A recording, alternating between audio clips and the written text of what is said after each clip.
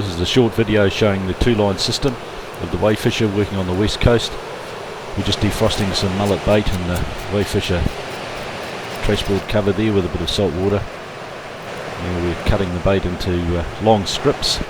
We use long strips because they don't spin on the main line on the way out. We put the hook through one end.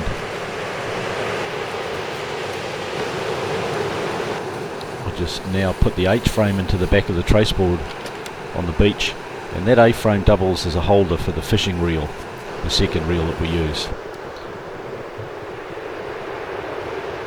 So now we're just baiting up the line, put the hook through one end through the skin first, all 25 hooks. We've just got the traceboard perched on its cover there just to make it easier to get at the hooks while we bait it up. So that's all baited up, ready to go. We've got the fishing line reel on top of the holder there. We now pull out 100 metres of leader line and lay that on the beach. Now the reason for this is we've got a break at 100 metres. If it's not too rough, we can use 50 metres.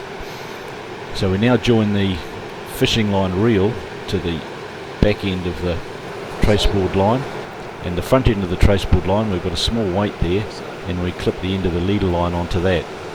Now the main weight is carried by the Wavefisher, it's a T weight, and we clip that on the end of the leader line, the front end of it. So we've got main weight, 100 metres of line, hook section, and then the balance of the fishing line. Now the retrieval line is, main line is in the winch, that's the second reel.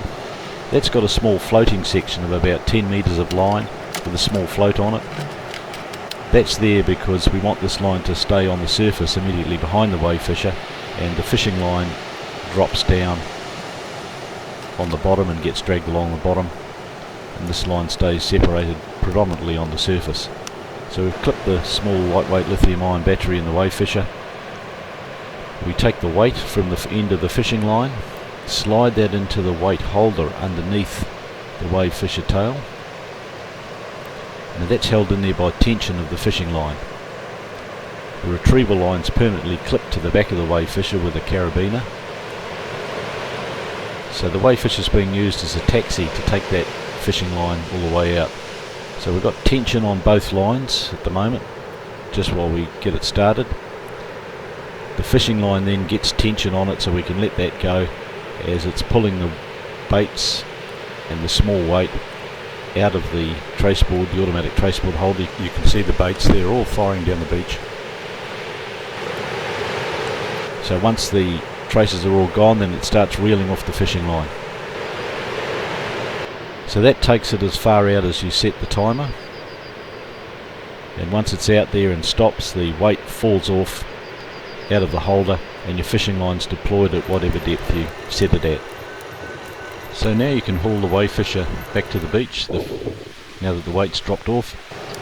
Once on the beach, you can take the retrieval line out of the winch, put in the drum, the fishing drum off the traceboard frame, and then you're ready to haul the line back in.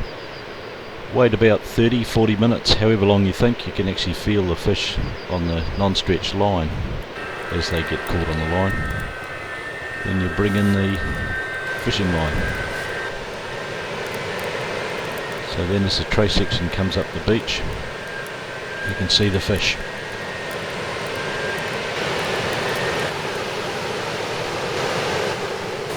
So that's the two-line Wavefisher system.